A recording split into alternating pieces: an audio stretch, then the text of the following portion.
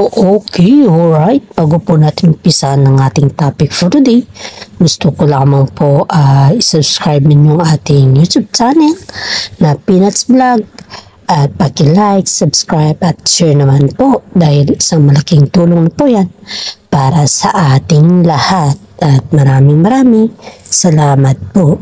Huwag naman po kalimutan na panoorin ninyo hanggang simula at hanggang dulo po. Okay, alright. Ang topic natin for today guys is Kim Chiu. Ano nga ba ang plano sa Christmas? Paolo Avellino gustong iuwi na si Kim Chiu. Wow. Trending tayo dito sa topic natin guys. Okay. Ayun po sa ating legit na sources guys is si Kim Chiu po is may plano sa Christmas sa kanyang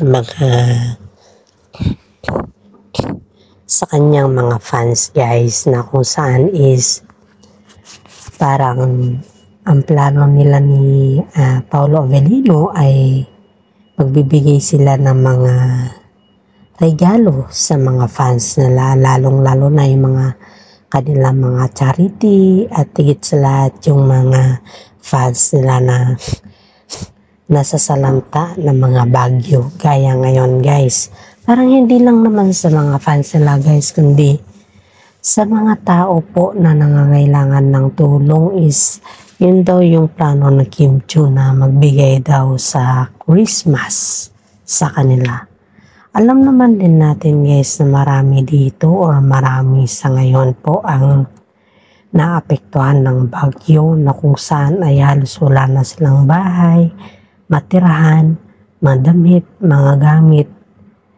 Ay lahat po yun ay iniisip ng Kim Pao at yun po ay hindi muna nila magawa daw sa ngayon dahil kasagsagan po ng kanilang schedule sa kanilang mga project at endorsement. Kaya ang plano po nila this coming Christmas is magbibigay po sila ng ayuda para sa mga taong nangangailangan po, at hindi lamang po yan, para din po sa mga tao din na may disable. Hindi ko naman sinasabi or dinidiscriminate yung mga may disable guys ha. Ang point ko dito guys is yung tumulong sila Kim Chiu, hindi yung about sa disable ka, ganito yan, hindi po. Wala po akong point na gano'n. Ang point ko po dito is yung plano nila Kim Chiu sa this coming Christmas po ay tumulong sa mga disable, tumulong sa mga taong masalanta ng bagyo, sa mga fanatics po nila na Kim Pao, at higit sa lahat po ay tulong. Yun yung term nito, yung tulong talaga. Ayon sa ating mga legit na sources guys is nagsisimula na daw yung mga group ng Kim Pao, yung mga voluntary group ng Kim Pao na nagpapacking para daw sa ibibigay ng mga Kim Pao na tulong sa December sa this coming Christmas guys. Kasi halos kasi sa ngayon guys is napuno tayo or na nadatnan tayo ng mga bagyo na kung saan po ay halos binaha tayo. At hindi lang man po binaha kundi iniwan, na pag-iwanan na po yung ating bansa dahil sa bagyo at dahil din sa mga politiko. Kaya naisip na mga Kim Pao na tumulong hanggat kaya po nila. At sana naman po sa mga bashers na naman dyan na filingera na sabihin na naman na tumutulong lang ang Kim Pao dahil pinapakita nila sa social media na sila naman ay matulungin para mag-viral naman sila.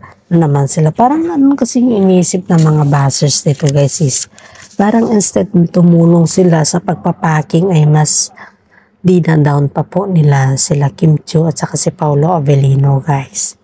Hindi naman nila akala, hindi naman nila in-expect or hindi naman sila yung tao na instead na may tumulong sa kanila ay panay naman ng mga bashers mga yan. Sana naman po iwas-iwasan na yung mga bashers dyan kasi hindi naman tama na mag-bash kayo kahit wala namang kasalanan yung ibang tao sa inyo. Karamihan kasi dito guys, pag ikaw ay tumulong or halimbawa ay pinost mo lang sa SOCMED, ang pakiramdam kasi nila guys is ikaw na ay yung parang kumbaga ba is umiba na yung pakiramdam. Parang tumutulong ka lang dahil sa SOCMED. Parang yun kasi yung pinaparamdam ng mga ibang tao dito guys pag ikaw ay tumulong sa SOCMED. Pag tumulong ka na pinost mo lang yan, yun na, dito na lalabas lahat yung mga kung ano-ano na dyan.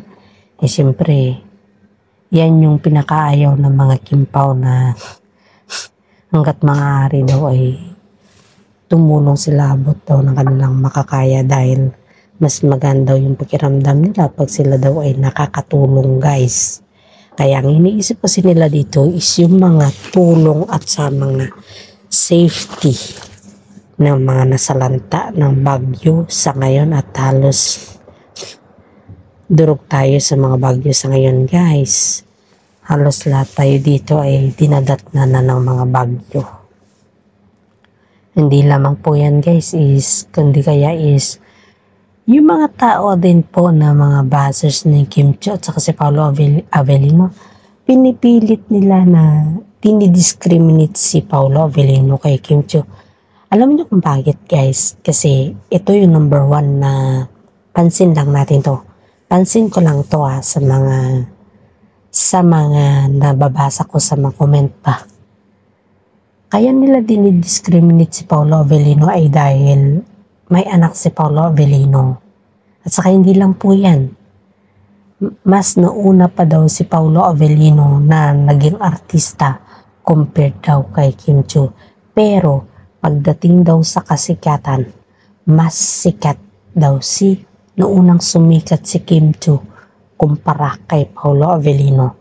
At yung kasikatan daw ni Paolo Avellino sa ngayon guys is dala daw yun ng kasikatan ni Kim Chiu. Kumbaga is binitbit siya ni Kim Chiu sa kasikatan sa ngayon. Kung wala daw siguro yung break up na nangyari kila Sian Lim at saka si Kim Chiu ay hindi din sisikat si Paolo Avellino guys. Yan po yung ayon sa ating legit na sources guys. Yan yung mismong napansin din ng ating legit na sources sa ngayon. Kaya nga po itong si Paolo Avellino, palaging bit-bit at bit-bit daw yan ni Kim Chiu kahit saan daw siya pupunta para sa ganun po ay bumango daw yung kanyang pangalan. Pero ang tanong naman ng mga ibang netizen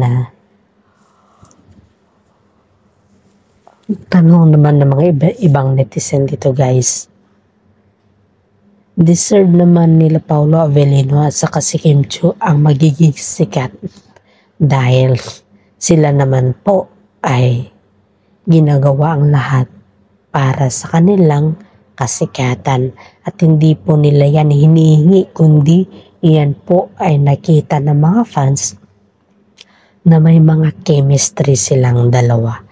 At hindi lamang po yan guys, kundi nakikita rin nila yung kanilang katangian or yung kanilang attitude na swak. Kasi ang number 1 kasi na tinitingnan ng mga director paminsan-minsan guys ay yung ugali. Kapag ikaw ay sikat kasi makikita naman yung mga ugali mo. Yung ugali mo, kung maganda yan or kung pangit yan, kung compatibility ba kayo sa isa't isa na magtrabaho, kung maganda ba yung chemistry ninyo. Ganun po yun guys, hindi po lahat ay binuhat siya ni Kim Chiu, kundi binuhat din po siya ng mga fans. Halos lahat po hawak kamay sa pagbuhat kay Paolo Avellino guys. At kaya naman ginawa ni Paolo Avellino ay ginampanan niya naman kanyang tungkulin para sa ganun po ay walang masabi yung mga fans sa kanya.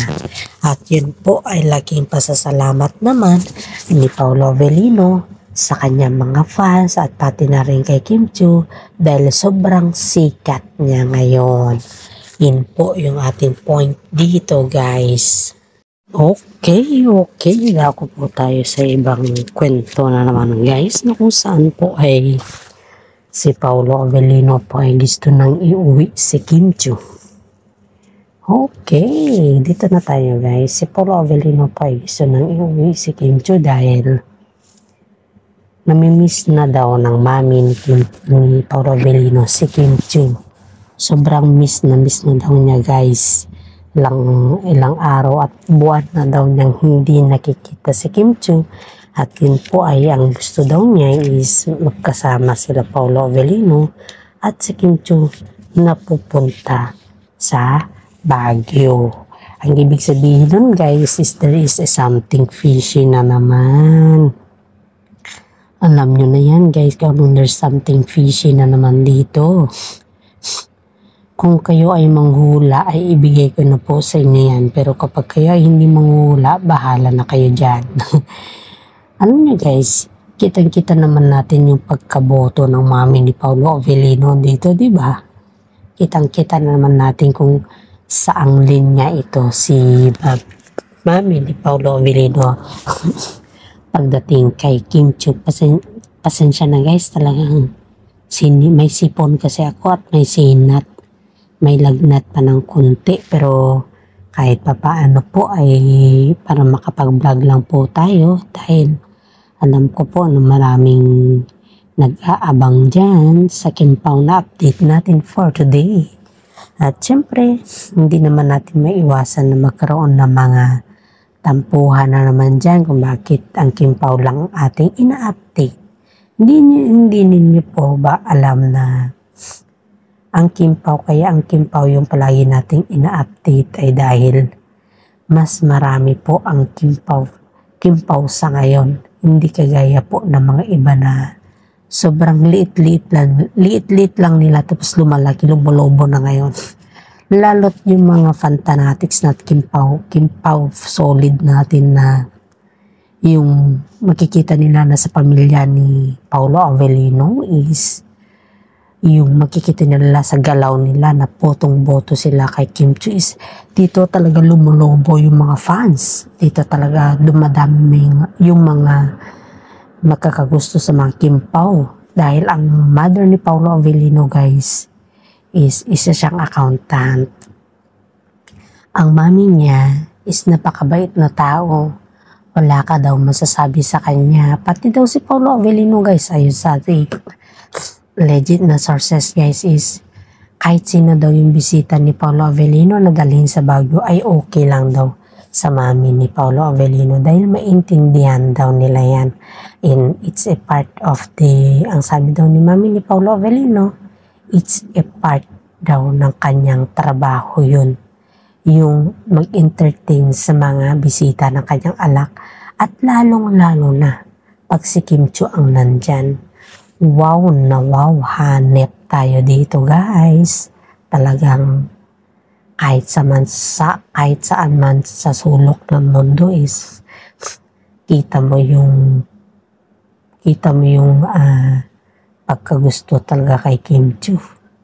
Kita mo talaga yan, guys. Halos nakikita mo talaga dyan na kapag ikaw ay mahal ng taong bayan o kapag ikaw ay lugusan ng parents si Paolo Avellino, talagang i-inviting kanila yan at i-welcome kanila ng anytime. Wala kang maririnig sa kanila at tigit sa lahat, wala ka din masasabi sa kanila. Isipin mo si Kim Chiu wala pang sabi mo na lang na mag-iisang taon pa lang sila. Yung isang taon na yun, guys, sa tingin mo ba, kung ipapakilala mo ba yung karelasyon mo o yung kapartner mo o ka-love team mo sa iyong pamilya? Diba hindi? Makikita lang nila yan sa television. Pero in real life, hindi mo yan maipapakilala. Kasi hindi mo naman yung kasintahan di ba? Pero itong si Paolo Avellino guys, believe it or not, katandem o kalab team niya palang si Kim Chiu noon ay bumisita na sila sa Baguio at iyon po ay pinakilala na siya sa kanya mga magulang at kapatid. Ganon po siya ka-gentleman at hindi lang gentleman kundi ka-humble kay Kim Chiu sa lahat ng industriya. Ganon siya kumbaga ba is ka-flowing. Alam naman natin na si Paolo Avellino guys is isa sa mga tao na hinahangaan ng lahat, na sabi nga natin, di ba? Pero tingin mo, yung gusto niya nang iuwi dahil namimiss na mismo ng pamilya ni Paolo Avellino si Kim Chiu, ito po yung time na magsisik-in sa ating utak na talagang welcome si Kim Chiu sa kanilang pamilya guys. Sobrang welcome guys, kasi kung hindi ito welcome, bakit gusto nang iuwi ni Paolo Avellino si Kim Chiu? At dahil sa request ng kanyang mother na gusto na nang iuwi ni Paolo Avellino si Kim Chiu, iyan po ay request ng kanyang nanay mismo. And this is for today. Hanggang dito na lang po ang ating vlog. Maraming salamat at God bless po sa ating lahat.